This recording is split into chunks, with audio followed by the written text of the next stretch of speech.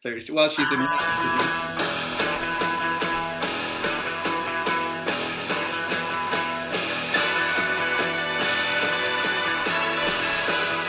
Good morning. This is Radio Douglas. Good morning, everybody. Keep it down in here. Whippersnapper. What, Peter? Hello, what?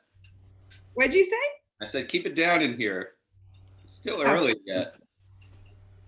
You got Peter Brogy, Dr. Whitbeck, Mrs. Lorenica here with you this morning on Radio Douglas on this lovely Tuesday, June 16th, 2020.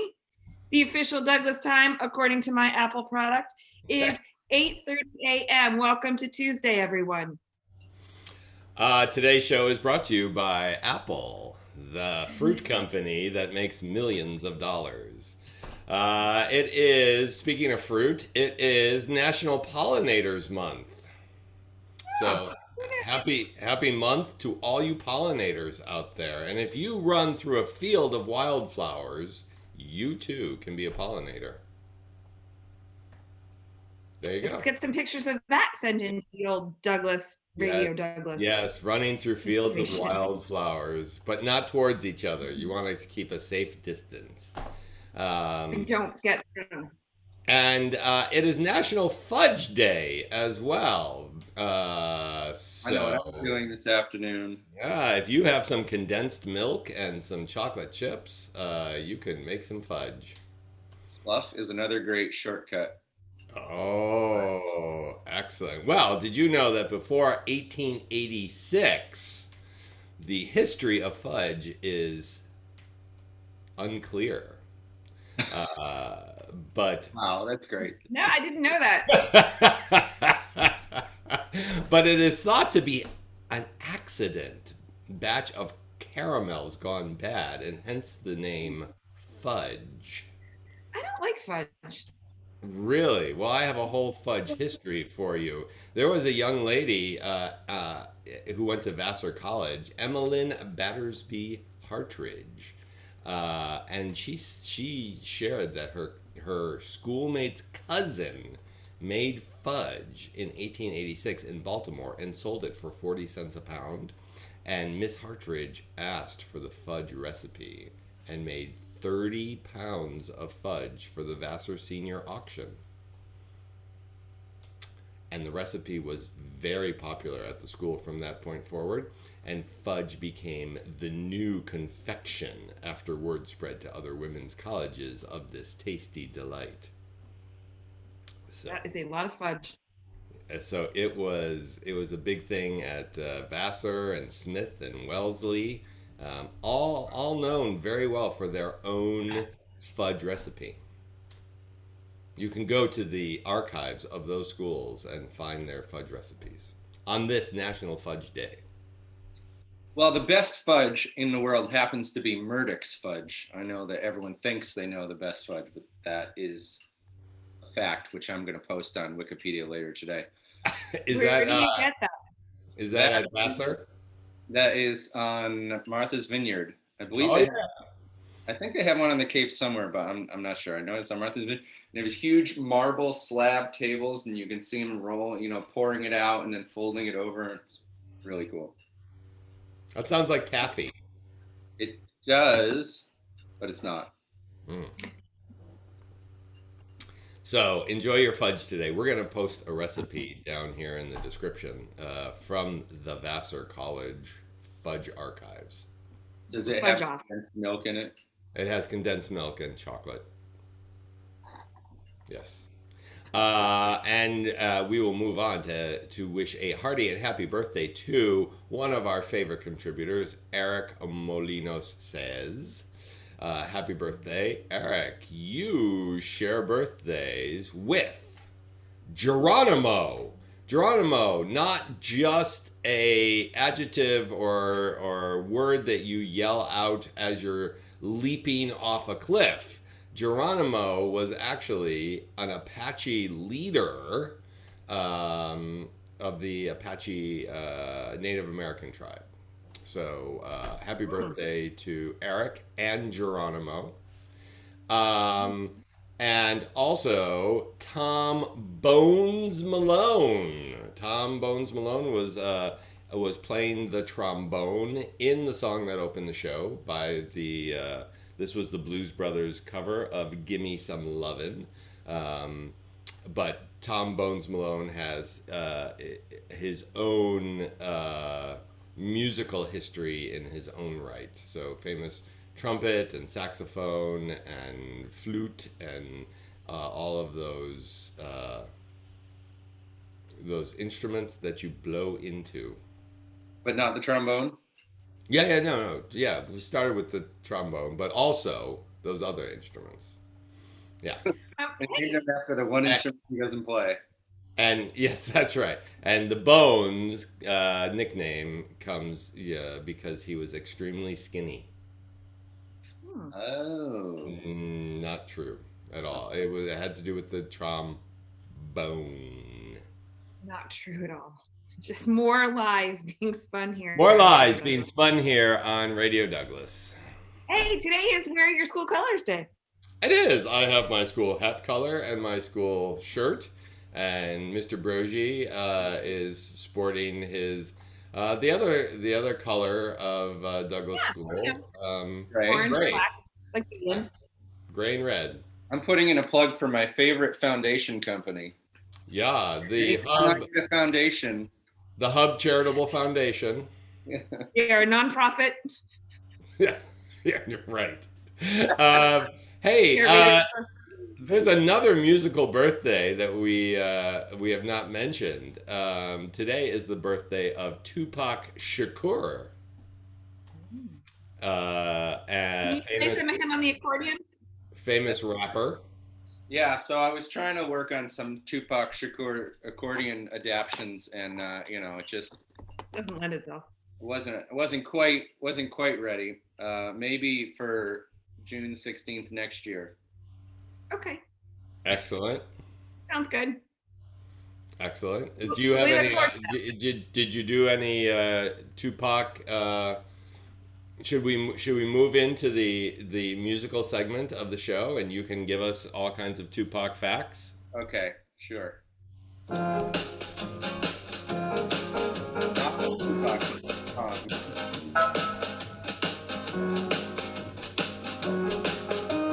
Yes, it is time for Tuneful Tuesday with Mr. Brogy for children and young people ages 2 and over.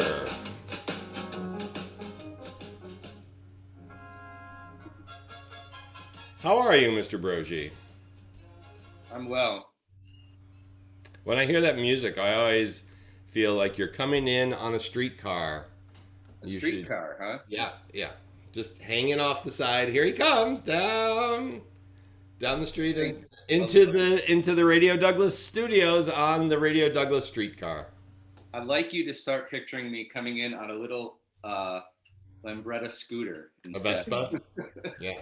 I think we should get some footage of you arriving at any rate and play it each week going forward, because now we got images. Various forms of transportation. Yes. You could like zip line in. Well, anyway, for anyone who may not know, Tupac Shakur is a very famous rapper. In fact, when he was inducted into the Rock and Roll Hall of Fame in 2017, Snoop Dogg said he was the greatest rapper of all time. Really? Even though That he means only something lived, coming from Snoop Dogg. yeah, even though he only lived to age 25, he had probably a dozen albums and he was in 2 movies. Very, very busy guy. He actually went to he grew up in New York, moved to Baltimore, I think it was. Home of Went rap. to the high school of performing arts and studied Same. all sorts of things. Was in Shakespeare plays and took ballet classes and all sorts of incredible stuff. Really? And then moved to California. I think he finished high school in California. Somebody can call in and correct me if that's wrong, but Sally. very interesting. Miss Hunt is a huge fan of Tupac. Yeah. She'll text us. She's our fact checker. She's our unregistered fact checker, unpaid, Unpaid and unregistered. volunteered. Yeah. Anyway, sorry. Go back to Tupac. That is fascinating. I never knew that much about him. That's really interesting. Ballet and, you know. Yeah. Well, he didn't use too much ballet in his videos, but there's a lot of videos online you can watch of him not doing ballet. Okay, excellent. But not all we'll have some Tupac music to move us out of the Radio Douglas today. So yeah. stay tuned. Don't go anywhere. Don't change that radio dial.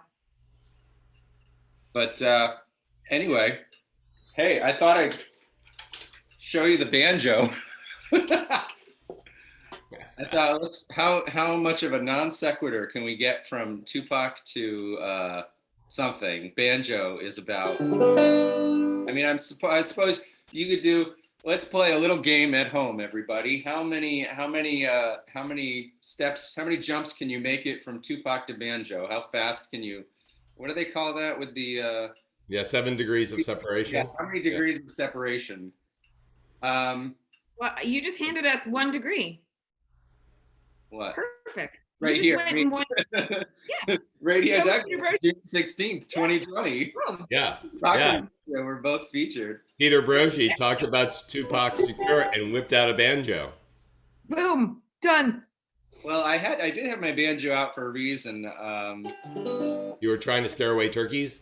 One of our wonderful teachers asked for a song, which I'm not going to give away because if any of those kids are listening, but that sometimes is played on banjo.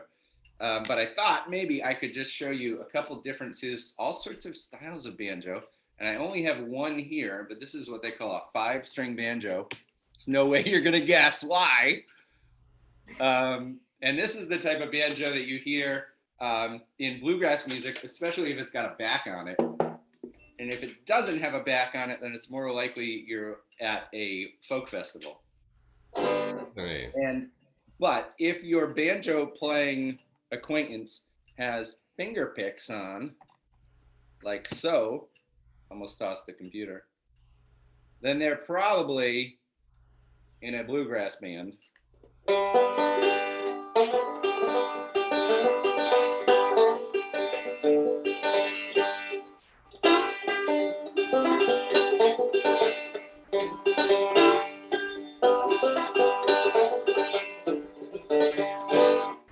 I can't play with finger picks anymore because I've gone so long without them. You make it look so easy. It's actually really, really hard to play the banjo. And at your folk festival, you're more likely, if you see your banjo acquaintance with a 5-string banjo, they're more likely playing some version of what they call claw hammer style, which is like a claw hammering on the strings. Aim that down a little bit.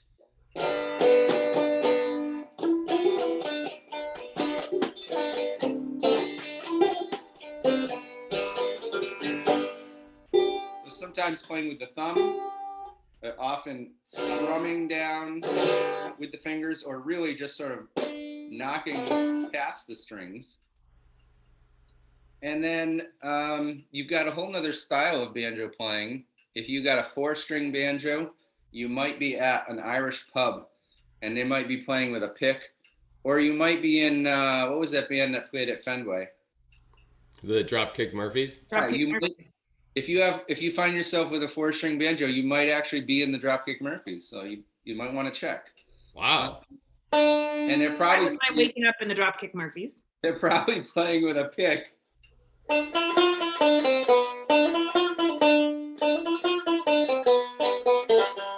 And they wouldn't be playing that song, and then strumming and whatnot. Oh yeah, that sounds like ragtime music too. Oh yes, you could. If you're not in the Dropkick Murphys, then you're probably in an old Gershwin musical. That's where I find myself most days. What's that? That's where I find myself most days. Yeah. plays banjo? What's the band? Banjo is also great at drowning out your co-hosts because when you're playing the banjo, you can't hear anybody. Sorry, what? I was playing the banjo. Can't hear you.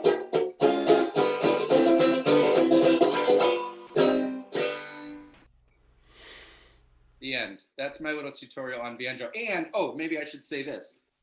Yes, there's a drum, but no, you don't play the drum like a drum.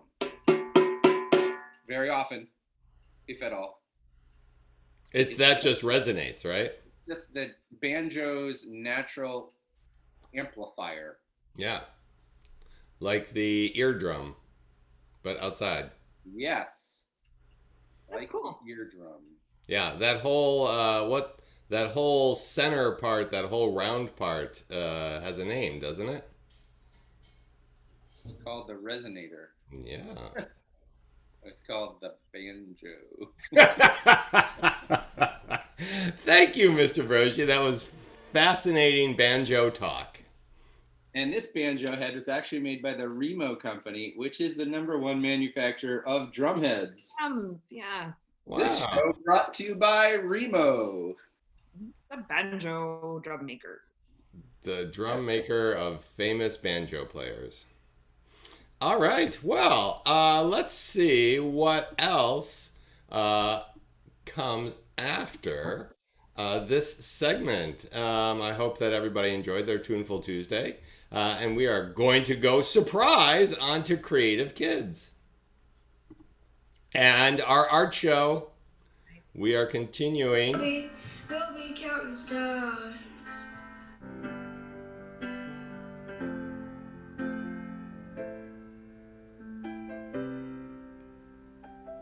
You might notice that all the kids did reflect on their art, and they did longer reflections than are here.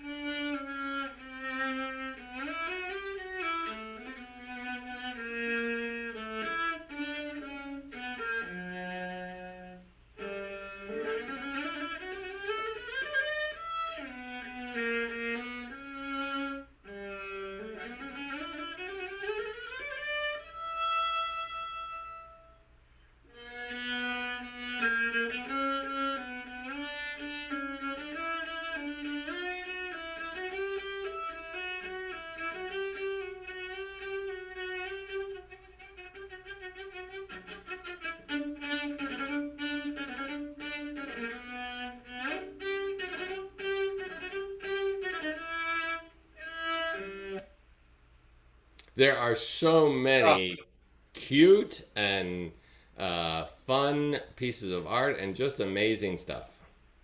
So lovely. And I the think music is gorgeous. that was Julie on the cello, I think.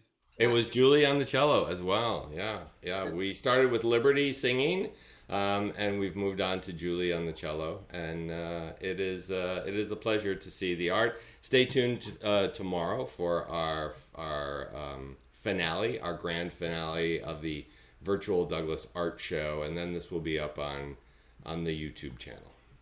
Thank you, Miss Gold, for putting that together too, because it's really, really lovely. There's no other word for it. Beautiful. And the art continued. Caleb made these origami chess pieces from the book. And just a shameless plug, this was inspired by the Douglas Extended Day Work and Play program they offered online chess, and that was his inspiration. That's great. So yeah, online Douglas extended day. I wonder if that, like, um, if that just extends the day now that we are in quarantine. So sunsets, you can put your child onto Zoom and extend their day. Yep, little chess. Keep With the some brains chess. moving. Yesterday was T-shirt day. Quentin put on his favorite Idlewild Farms T-shirt. Love it. Shameless plug. Today's show brought to you by Idlewild Farms. The show has Little no watermelon in sponsor, your but basket. if it did, we would be happy to have Idlewild Farms as our sponsor, purveyors of fine fruits and vegetables. We'd be lucky to have Idlewild Farms as our sponsor. Excellent T-shirt. And as we mentioned, today is Douglas Spirit Color T-shirt, or not even T-shirt day, but Spirit Color Day. You can wear any of your Douglas colors and send us pictures, and we'll post them here on our Creative Kids segment. Speaking of Creative Kids segment, he's back. This is Wyatt. Tell us about this. Oh, so I made this rubber band gun with a cardboard tube and a clip, Got it. Oh. and I put 2 slots here for the rubber band to go into it so it won't fall off. Mm-hmm. So how you load it is you put it through the slot, the rubber band, then take 2 fingers and then slide it down, and then take your thumb and push the clip up, Got it. and then Stop it. let go of the clip, but don't let go of the rubber band or else it might shoot. Okay. So now this is loaded.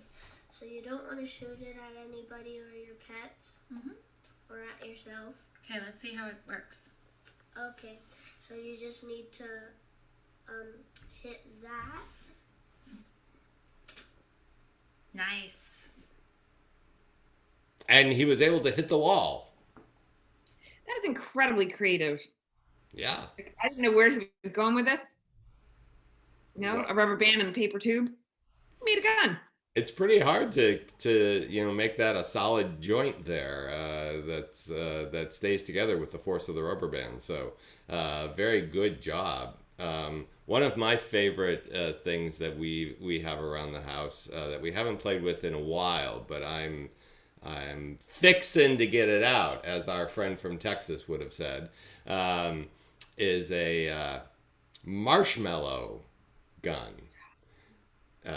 Which is a lot of fun. We have 3 of them, and but you have to wear safety goggles because the idea is to it's like a paint gun but with marshmallows. Yeah. Oh my gosh, those are a blast. You need to take some video of that. Yeah, I Mr. think Broshi, you might have been with me in California when we got. I think was that in San Diego? Yeah. Yeah. Yep. When Yeah. we went to visit that totally excellent school. Yeah, and High-tech fight. and there was that very grumpy man who ran the store where we've got the marshmallow guns. Yes, I do recall that now. Yeah. I was distracted because Mr. Brogi's changed his shirt. He's Oh, he now did? in. I've Nice got work, my sir. cool colors on. I felt Ah. bad. So Donning his school colors. Thank you, Mr. Brogi. colors. It's cold. It's cold here, so I couldn't just wear my short sleeves, but I do have it on. Ooh! This being National got here? Pollinators Month, I did do some fact checking for you, Mr. Brogi.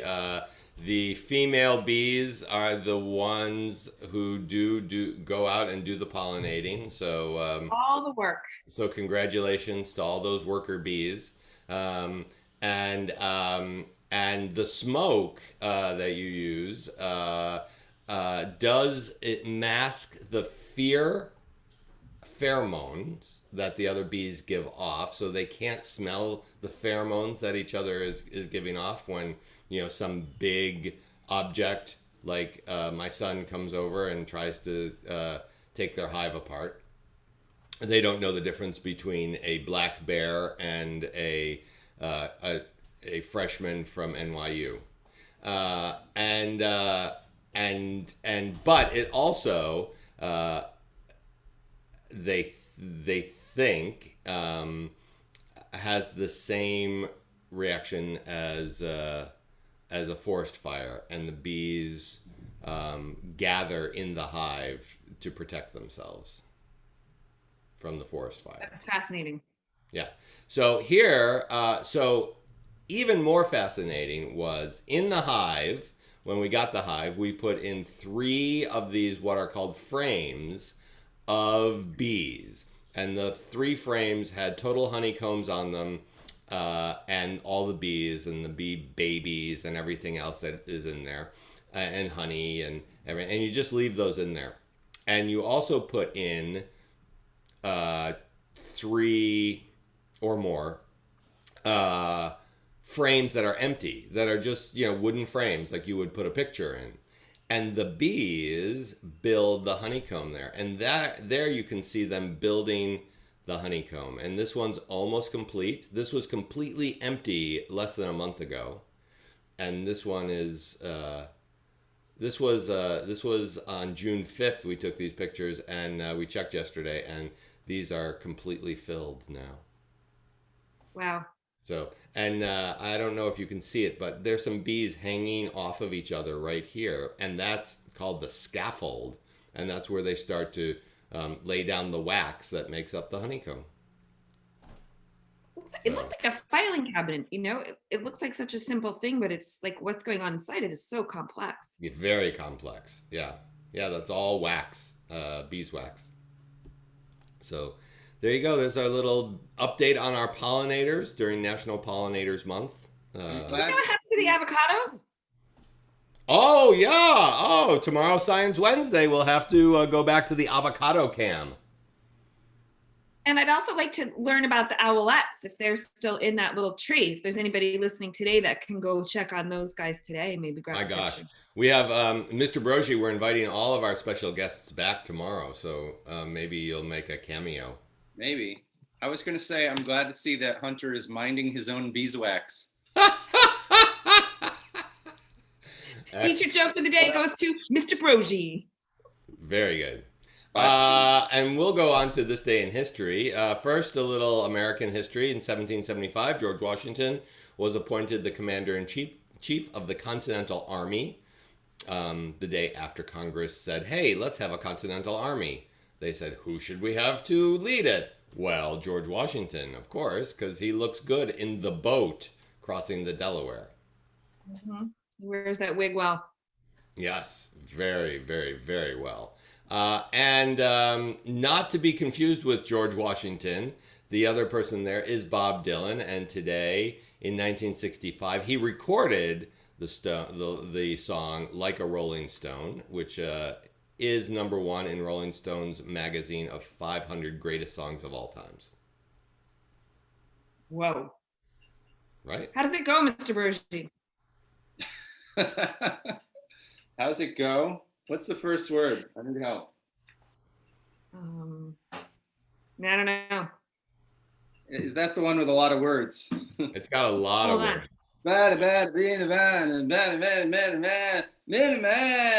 It goes like that. Right, just like that. It's my Bob Dylan.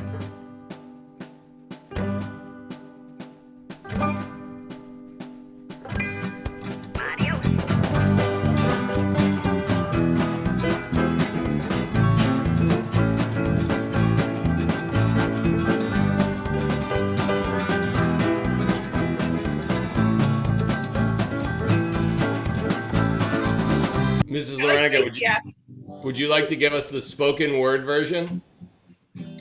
Once upon a time, you dressed so fine, threw the bums a dime in your prime. Didn't you? Perfect. It goes on. You're not wrong, Peter. There's a lot of words here. Sorry, I put you on the spot for such a. It's it's not completely dissimilar from rap, the way he delivers those lines. Yeah. Just to bring it back to you know, To degree of Tupac. inspiration between Bob Dylan and Tupac Shakur. Boom. Oh my gosh, what is this? Doesn't look like trivia. No, yesterday's trivia question is what is the oldest console for video gaming? And the console is the thing that houses the games. And so I thought I'd bring up like a lot of the old ones, but the one in the middle is I think it's called the Odyssey. I'm blanking out right now. It's the Odyssey. No, yeah, it's the Magnavox Odyssey. Whew, thank goodness that The came. Odyssey came out before the Atari. Yes, it was the very first one. And then, so that's in the middle. Atari is the bottom left. And then I don't know what happened next, but you've got the Xbox, the Sony PlayStation, and I think that's a Nintendo 64. Or it might be a Sega. It's a Sega.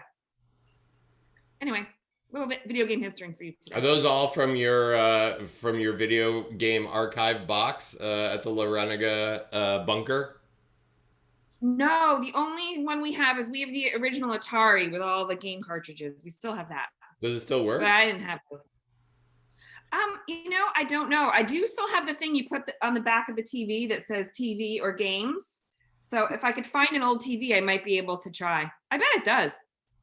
It's been in a box for 25 years. That would be fun. Yeah.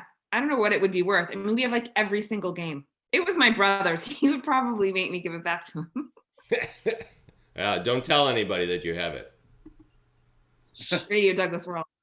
All right. So I'm broadcasting from a different state today. You might tell by my background. I'm not at home. What state has only one other U.S. state that it borders? And it is also the only state that has one syllable. And I am quarantining, so you don't need to tell the governor. Okay.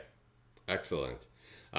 You've given us so many clues. We can't wait to come back tomorrow for the final regular Radio Douglas. We'll have summer specials that we will be broadcasting, but this tomorrow is the latest extravaganza for the last day of Radio Douglas during the school year. So we will find out what is happening with that trivia and where in the world is Mrs. Lareniga?